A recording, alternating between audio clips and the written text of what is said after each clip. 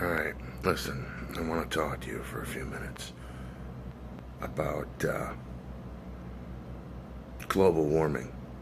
I know global warming is a very big concern amongst billions of people, and possibly a lot of activists and, let's say conservationists find the state of today's affairs to be in disarray.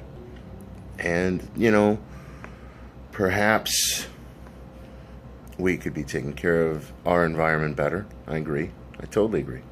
But I don't think it's as great of a crisis as we are led to believe. And keep in mind, this isn't me saying that there isn't a problem. There is. Okay? But maybe it's not the problem that you think. We definitely have an environmental problem, and it's in our backyard. It's not across the ocean. It's not anywhere that we can't see. Okay? We have a problem in this country, and I'm trying to figure out why we're not addressing it. You know what? Let me rephrase that. We have problems in this country. I'm sorry. I know I'm usually making jokes, but I'm taking a little bit of a serious tone today. We have multiple problems in this country that we are not addressing. We are, in fact, turning a blind eye to many of these problems so that we can address saving the ecosystem, saving the environment. It's been said that we are arrogant for believing that in the billions of years of our planet's existence, we believe that our couple 100,000 years has made a dent, has affected this planet negatively with, industry that could harm and damage the environment being in the last 200 years. Okay?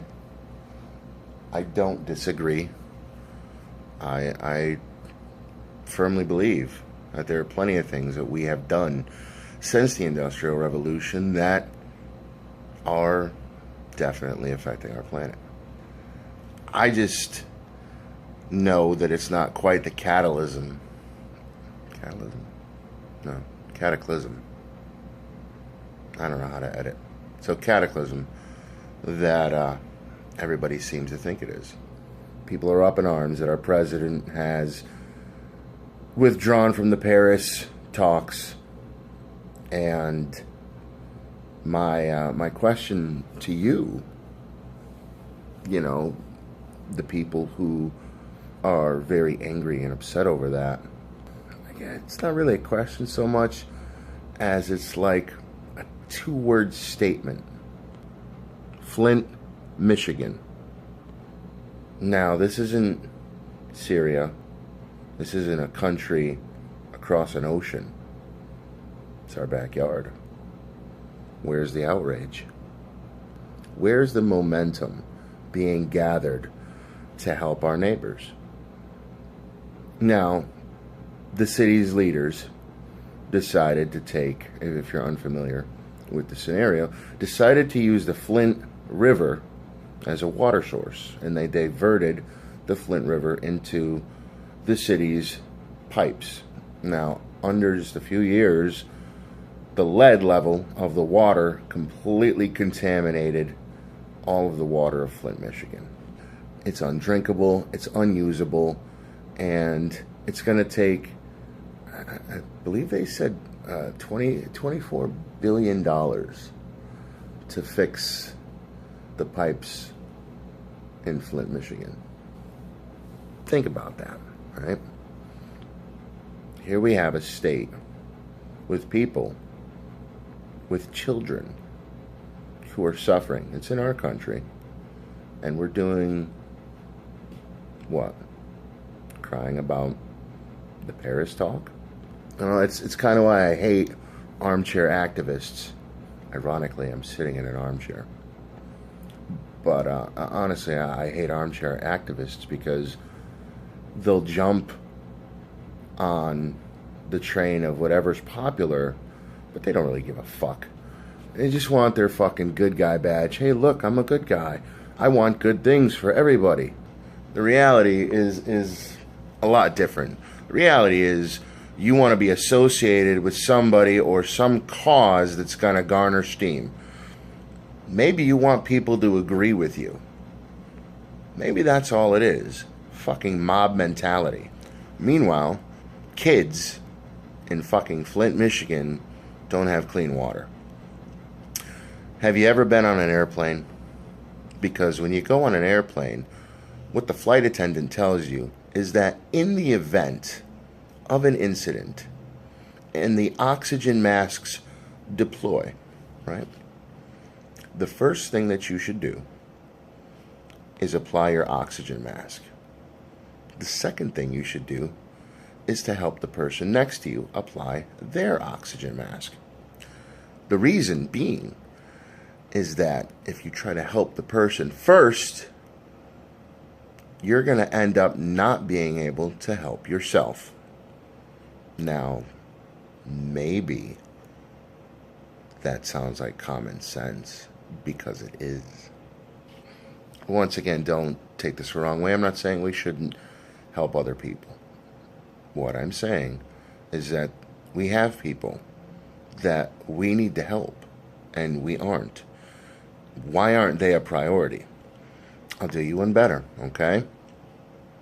So, Flint, Michigan, legitimately, that's an environmental crisis. We're not really talking about it anymore. Okay. We want to help people. Okay. Veterans. Veterans need help. In Connecticut, it seems like veterans have to struggle getting help. In Connecticut, we have a Democratic governor who lobbied for gun control under the veil of mental health, and then he proceeded to cut funding for mental health and addiction services. I want that to sink in. Guns are a problem, right? Because of mental health issues, right? Somebody who's mentally unequipped to deal with reality shouldn't be utilizing a firearm, correct? That's the soapbox. That's the argument. Can't talk. We need to do more research into mental health studies so we can figure out and determine the best course of action to prevent any kind of future tragedy. But then the budget for mental health services is cut. Doesn't that seem weird? But that's local. That's Connecticut, right? Let's go elsewhere. All right, we want to save the environment.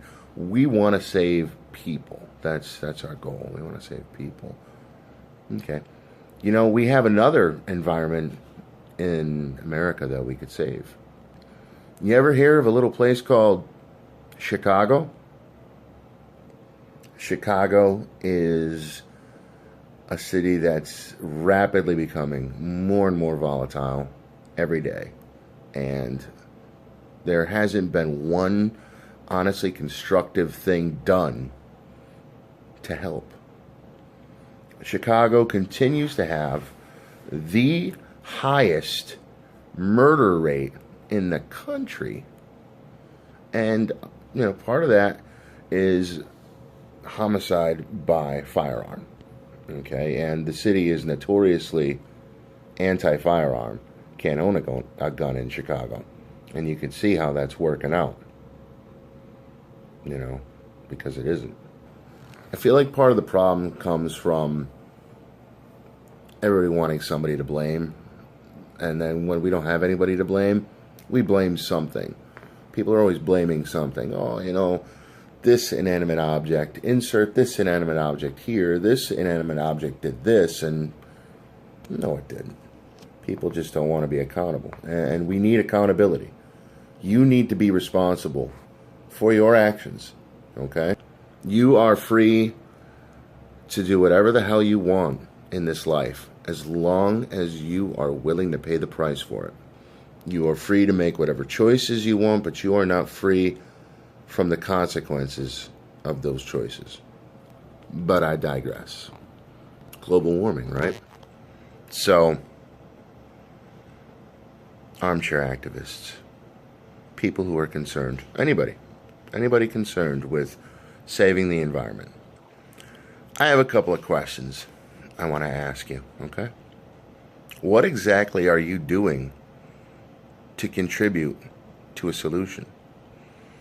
I mean, something simple. Do you own a smart car? Are you cutting down on your own personal CO2 emissions? Do you smoke cigarettes? I mean, let's be honest. Cigarettes contain, 40 or 400 different chemical compounds that we then light on fire and let it go into the atmosphere, right? That's not contributing whatsoever, right? Can't be. How many cars do you think are in Tokyo? Texas, maybe. Chicago, New York, Long Island, New Jersey. Oh, God, New Jersey. There are probably so many cars in Atlanta that if there was ever a flood, we could just tie all the cars together and float the entire country on it. Like, fucking Atlanta traffic's retarded. But what about, emissions from cars, gasoline cars? I mean, I know that over the years, the recent years, they've made leaps and bounds with tractor-trailer emissions, going so far as to implement what's called diesel exhaust fluid, which is a compound that an enclosed exhaust system from the diesel engine, which is a different source of energy from gasoline, okay? It's a different product. It emits differently. What it does is it's in a enclosed system, and the diesel exhaust mixes with diesel exhaust fluid and then dissipates into the atmosphere a little less harmfully. But I mean, the average American car, which idles so much more than a tractor trailer, I mean, it's incomparable. But what are we doing about it? I mean, more importantly, what are you doing about it? Are you opting to take public transportation? Are you riding a bike? Are you walking to work? Let's dial it back a little bit, okay? We have concerns over, the output, the emissions output from coal as an energy source. What about jet fuel? Does jet fuel emit anything that could be possibly harmful to the atmosphere? What about the countless hundreds, possibly thousands of satellites that we have floating around our atmosphere that are just dead, not even working, and we just wait for them to fall to the fucking ground? What about those? Okay, let's dial it back a little bit more. What about all the plastic products that you purchase and use on a daily fucking basis that somehow end up in our oceans? What are you doing to fix that fucking problem? Okay? How about this? Are you avoiding plastic stuff? Are you avoiding plastic bags? Are you? I know you're not. I know you're not avoiding plastic bags. I know that if I go into your kitchen right now, hey, there's a plastic garbage bag in that kitchen. The fucking nerve. I'm not saying that people aren't doing things to help. That's not what I'm saying. I'm not saying that the environment doesn't need help, because it does. We need to figure out more efficient ways of doing things. Absolutely. What I'm saying is, if you're so upset about what's going on in the environment, and you're upset about what our government is doing about it, well, I challenge you to consider what it is you're doing about it. I mean, have you heard of fracking? I'm not swearing. It's hydraulic fracturing. It's a method of getting natural gas, okay? And fracking has absolutely contaminated water tables and water sources in upstate New York and Texas. And those are the ones that I know of. I haven't researched this in many a moons, okay? The end result, which is fantastic, you can look this up, this is known, is that water sources become so contaminated with gas that the water becomes flammable. All right, I want that to sink in. People's drinking water to their tap in their kitchen becomes flammable. If you don't see a problem with this, but you want to cry about global warming, I think your priorities need to be realigned. See, what happens in other states doesn't necessarily affect you right now. But what about when it comes to your state? Then what? Do you want to wait for it to become a problem for everybody? Or do you want to start working on it when it is isolated to degrees? I think everybody's overreacting about global warming. And there's lots of data and facts to back that up. You know, it's a hot button topic right now, mostly because of who the president is and what his asinine responses are to a lot of things. But you have to look beyond that. You know, the data is there. It's available to you.